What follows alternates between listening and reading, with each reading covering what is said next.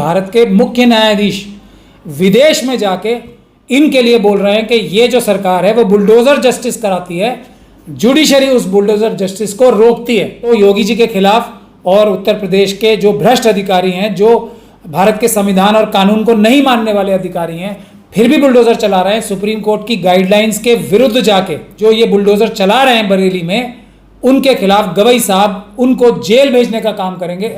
संविधान तोड़ के कोई काम करेगा तो वो बाबा हो या कोई मौलाना हो या कोई और हो, वो बरेली को और देश को बर्बाद करने का ही काम करेगा। इसमें किसी को कोई शक और शुबे की गुंजाइश नहीं रखनी चाहिए। हमारे मुख्य न्यायाधीश जो हैं भारत के, गवई साहब, BR गवई साहब, कल मॉरिशस में थे। वहाँ उन्होंने कहा है कि भारत की जो न्यायिक व्यवस्था है वो रूल ऑफ लॉ का पालन करती है, बुलडोजर जस्टिस के ऊपर। योगी जी जो हैं मुख्यमंत्री के पद पे जो आसीन हैं, वो बुलडोजर जस्टिस को रिप्रेजेंट कर रहे हैं, बुलडोजर चलवा रहे हैं। बरेली में गवई साहब ये कह रहे हैं कि जो भारत की जुडिशरी है वो बुलडोजर जस्टिस के खिलाफ फैसला करती है और वो संविधान के लिए, रूल ऑफ लॉ के लिए खड़ी रहती है। हालांकि ये बुलडोजर जस्टिस देश में चलाया जा रहा है। इससे ज़्यादा शर्म की बात मेरे ख्याल से RSS और BJP के योगी जी के लिए, मोदी जी के लिए कुछ नहीं हो सकती कि भारत के मुख्य न्यायाधीश विदेश में जाके इनके लिए बोल रहे हैं कि ये जो सरकार है वो बुलडोजर जस्टिस कराती है, जुडिशरी उस बुलडोजर जस्टिस को रोकती है। ये एक अलग बात है कि कोर्ट की अवमानना करके, अवहेलना करके अभी भी बुलडोजर जस्टिस चलाया जा रहा है। उसके लिए शायद मुझे अब ऐसा लगता है गवई साहब जब वापस आएंगे तो योगी जी के खिलाफ और उत्तर प्रदेश के जो भ्रष्ट अधिकारी हैं, जो भारत के संविधान और कानून को नहीं मानने वाले अधिकारी हैं, फिर भी बुलडोजर चला रहे हैं। सुप्रीम कोर्ट की गाइडलाइंस के विरुद्ध जाके एक रात में ही बुलडोजर चला रहे हैं। पूरा जो उसकी गाइडलाइंस दी गई हैं कि नोटिस देना है, रिटर्न में नोटिस देना है, जवाब लेना है, सब किए बगैर जो ये बुलडोजर चला रहे हैं बरेली में, उनके खिलाफ गवई साहब उनको जेल भेजने का काम करेंगे। ऐसा मुझे लगता है कि क्योंकि मॉरिशस में जाके वो भारत की जो न्यायिक व्यवस्था है वो बुलडोजर को कैसे बुलडोज करती है, बुलडोजर को कैसे क्रश करती है, इसके बारे में वो बहुत बड़ा बयान देके आए। नहीं सर, न्यायिक व्यवस्था तो बार बार खंडन करती है बुलडोजर का, लेकिन बुलडोजर रुक कहाँ रहा है सर? वो तो और ज्यादा बड़े पैमाने पे चल रहा है बुलडोजर। तो देखिए अगर आप इस तरह से बात बोलेंगे तो गवई साहब की बात एकदम झूठी ठहरा दी जाएगी। गवई साहब, ऐसा लगेगा कि गवई साहब मॉरिशस में झूठ बोल रहे हैं जाके। अगर सुप्रीम, वो ये कह रहे हैं ना रूल ऑफ लॉ जो है वो चलता है भारत में, यही कह रहे हैं ना। अगर सुप्रीम कोर्ट के आदेश चुने हुए मुख्यमंत्री नहीं मान रहे हैं भारत देश में, भले ही वो EVM के CM हैं, वो कोई जनता के वोटों से बने हुए नहीं है, हमारा तो यही दावा रहता है ना हमेशा, परंतु वो सीट पे तो बैठे हुए हैं ना मुख्यमंत्री की। अगर भारत के मुख्यमंत्री की सीट पे बैठे हुए व्यक्ति भारत के सुप्रीम कोर्ट के आदेशों को नहीं मानते तो इससे बड़ा रूल ऑफ लॉ के मुंह पे तमाचा क्या हो सकता है। तो गवई साहब के खिलाफ ये बात जाएगी कि भारत में सुप्रीम कोर्ट की जजमेंट नहीं, एक मुख्यमंत्री के पद पे बैठे हुए व्यक्ति की बात चलती है, उसका गैर कानूनी, गैर संवैधानिक आदेश चलता है। तो ये हो जाएगा कि भारत में पूरी तरीके से रूल ऑफ लॉ, न्यायिक व्यवस्था ध्वस्त हो चुकी है। तो इसीलिए गवई साहब को आके अब ये, मेरे ख्याल से मुझे लगता है वो ये साबित करेंगे कि सुप्रीम कोर्ट ही सुप्रीम है, कोई योगी जी, कोई मोदी जी, कोई मुख्यमंत्री सुप्रीम नहीं है। कहा जा रहा है बरेली को जलाने का षड्यंत्र था, पूरी तैयारी थी। षड्यंत्र था या नहीं था, उसके बारे में हम लोग जो अम्बेडकरवादी वकील हैं उनका तो यही कहना रहता है हमेशा कि हमने आज तक जितने भी केस इस प्रकार के देखे हैं उसमें जो पुलिस के भ्रष्ट अधिकारी हैं वो अपने राजनीतिक आकाओं के कहने पे झूठा नैरेटिव तैयार करते हैं, झूठी बातें करते हैं, झूठी चार्जशीट बनाते हैं। और वो हमने दिल्ली दंगों में तो दसियों चार्जशीट पे सख्त से सख्त टिप्पणियां और पुलिस के खिलाफ बहुत सारे आदेश भी पारित कराए हैं कि पुलिस झूठे काम करती है, झूठे सबूत जुटाती है। पुलिस नहीं, पुलिस के भ्रष्ट अधिकारी, बहुत सारे दर्जनों केसेस में ऐसी टिप्पणियां आई हैं। ये पूरे देश में ऐसा देखा गया।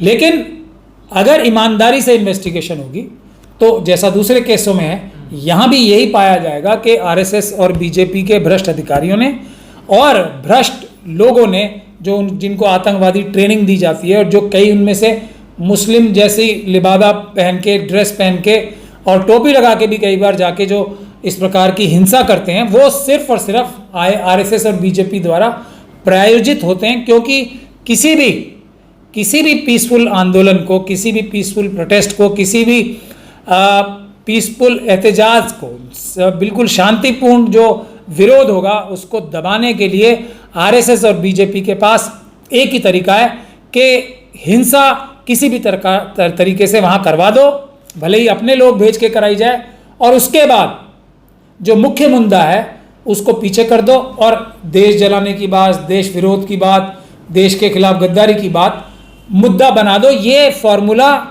एक कहते हैं ना काट की हांडी बार बार नहीं चढ़ती, लेकिन बीजेपी इस काट की हांडी को बार बार चढ़ाने की कोशिश कर रही है। मुसलमान तो डरा हुआ है, सहमा हुआ है, जिस प्रकार एफआईआर हो रही है, गिरफ्तारियां हो रही हैं। देखिए, देश में जब तक गवई साहब जो कह रहे हैं रूल ऑफ लॉ नहीं स्थापित कराएगी सुप्रीम कोर्ट आके, देश की जो विपक्ष की पार्टीज हैं वो सिर्फ लिप सर्विस, ज़बानी जमा खर्च करने के अलावा लोगों की रक्षा करने की जिम्मेदारी नहीं उठाएंगे जो हमारी विपक्ष की पॉलिटिकल पार्टीज हैं, तब तक ये तो चलेगा ही। मैं आपको अपने जो आपका पिछला सवाल था उसका जवाब देके ये बात कह के ख़त्म करना चाहता हूँ। सोनम वांगचुक हैं एक साहब, उनको क्यों वो फेमस थे कि उन्होंने भारत की सेना के लिए, भारत के जो सुदूर एक राज्य है जम्मू कश्मीर था तब, लद्दाख के एरिया के लिए बहुत कुछ उन्होंने किया, देश के लिए बहुत कुछ किया, सेना के लिए बहुत कुछ किया। उनका सबसे बड़ा जो मुद्दा था वो ये था कि हम चाइना को भारत की ज़मीन नहीं लेने देंगे, उसके खिलाफ विरोध करेंगे। यही डिमांड उनकी जो स्टेटहुड है लद्दाख के लिए, लेह लद्दाख के लिए, जो वो राज्य का दर्जा चाहते हैं, 6th शेड्यूल चाहते हैं, वो भी इसीलिए चाहते हैं कि मोदी जी और अमित शाह जी तो अडानी अंबानी यूसुफ लुलू जैसे लोगों के जो मनुवादी मानसिकता के गुजराती बिजनेसमैन हैं उनके साथ मिलके या उनके दबाव में या उनके लालच में चाइना के पक्षधर हो गए। चाइना ज़मीन खाए जा रहा है और वो सेना को फ्री हैंड नहीं दे रहे चाइना से निपटने का। तो कम से कम अगर राज्य बन जाएगा पूरी तरीके से तो राज्य ही चाइना की फौज को अंदर आने से रोकेगा। तो इस विचार से वो चाइना के सबसे बड़े विरोधी थे लद्दाख में, चाइना के ज़मीन छीनने के खिलाफ थे। अब अडानी अंबानी यूसुफ लुलू चाइना के दबाव में आके तो मोदी जी को रोकना ही था, तो मुख्य मुद्दा वो है। तो उस व्यक्ति को जो चाइना के खिलाफ सीना तान के खड़ा था उसको देशद्रोही बताने की जुर्रत कर सकते हैं और उसको नेशनल सिक्योरिटी एक्ट में बंद करने की जो साजिश आरएसएस और बीजेपी के भ्रष्ट अधिकारी कर सकते हैं, उनके बारे में क्या कहा जा सकता है। बरेली और संभल और दूसरी जगह पे वो क्या करेंगे उसके बारे में कहना बिल्कुल बेकार ही है। ये सब लोग राष्ट्रद्रोही, देशद्रोही, चाइना और पाकिस्तान के पक्षधर हैं जो सोनम वांगचुक जैसे लोगों को और दूसरे लोगों का विरोध करते हैं। उत्तराखंड में भी तो नारे लगे थे ना, पेपर चोर गद्दी छोड़, हर जगह चोरी चोरी हो रही है, ज़मीन चोर गद्दी छोड़ भी होना चाहिए। और सबसे बड़ी बात जो है, जो वोट चोर गद्दी छोड़ के नारा जो लग रहा है, यही सबसे महत्वपूर्ण है। सर, लेकिन बरेली में जिस तरीके से हिंसा भड़कती है उसके बाद योगी आदित्यनाथ बयान देते हैं कि जो लोग बातों के देव लातों के देव बातों से नहीं मानते हैं, इस स्टेटमेंट को कैसे देखते हैं आप? किसी हद तक देखा जाए तो सच ही बोल रहे हैं वो, पर वो किसके विषय में बोल रहे हैं ये अलग अलग है। एक मुख्यमंत्री के पद पे बैठे हुए, संवैधानिक पद पे बैठे हुए व्यक्ति इस प्रकार की भाषा का प्रयोग करें, इस प्रकार की जो देश विरोधी भाषा का प्रयोग करें, समाज विरोधी भाषा का प्रयोग करें, देश को तोड़ने की, समाज को तोड़ने की भाषा का प्रयोग करें, तो वो सचमुच लातों के ही अधिकारी होते हैं। परंतु हम लोग तो अम्बेडकरवादी हैं, हम लात से काम नहीं लेते, हम लोग कलम से काम लेते हैं। हम लोग किसका शासन है? हम लोगों को जो संविधान विरोधी, कानून विरोधी होते हैं उनको कलम से जेल भिजवाने का काम करते हैं। यही अम्बेडकरवादियों की लात होती है। तो लातों के भूत को हम कलम के भूत से, जो कलम है ना, ऐसे लात नहीं, कलम से हम दूर करेंगे, उनको जेल भिजवाने का काम करेंगे। और योगी जी की बात आप जितना ही कहेंगे मैं उतना ही कहूँगा कि एक तो आरएसएस और बीजेपी के लोग सच कभी बोल ही नहीं सकते, उनकी ट्रेनिंग ही ऐसी होती है। दूसरा ये कि उनका तो डिक्लेयर्ड एक फॉर्मूला है ही, बाबा साहब डॉक्टर भीमराव अंबेडकर ने मनुस्मृति जला के संविधान लाया था, उन्हें संविधान जला के मनुस्मृति वापस लानी है। ये तो 2 लाइनों में सारी बात तौकीर रजा को तो बड़ा बुद्धिजीवी कहा जाता है, इंटेलेक्चुअल, उनसे ऐसे गलती कैसे होगी? उन्होंने भीड़ को क्यों बुला लिया, क्यों इकट्ठा कर लिया इतने? अब आप फिर योगी जी और योगी जी के जो भ्रष्ट पुलिस के अधिकारी हैं, प्रशासनिक अधिकारी हैं, उनके बातों में आके अगर आप कोई सवाल मुझसे पूछोगे तो मैं तो तथ्यात्मक रूप से बात करता हूँ। तौकीर रजा जी का ही तो ऐलान था ना, देखिए कि सब लोग इकट्ठे हों वहाँ पर। कहाँ पर? मस्जिद के सामने बरेली में। नहीं, मेरे ख्याल से तो जो मैं भी मीडिया के माध्यम से ही देख रहा हूँ, वो तो इस्लामिया कॉलेज में बोला था, उन्हें ज्ञापन देने जाने के लिए बोला था, और शायद उन्होंने फिर वो विड्रॉ भी कर ली थी कॉल। तो फिर लोग कैसे इकट्ठा हो गए इतने? अब लोग कैसे इकट्ठा हो गए, ये तौकीर रजा साहब ने क्या अपराध किया इसमें? अभी तौकीर रजा साहब की बात हो रही है। लोग तो देखिए उत्तराखंड में इकट्ठे हो रहे हैं, लद्दाख में इकट्ठे हो रहे हैं। संविधान पे जब भी हमला होगा किसी भी प्रकार से, अगर आप कानपुर में या दूसरी जगह कल को कोई आई लव अंबेडकर बोले, कल को कोई आई लव मोहम्मद बोले, या कोई भी आई लव किसी को बोले, तो उस पर अगर आप मुकदमा दर्ज करोगे तो लोग तो इकट्ठे होंगे ही ना। 2 अप्रैल को लोग इकट्ठे नहीं हुए थे क्या? क्या किसान आंदोलन में लोग इकट्ठे नहीं हुए थे क्या?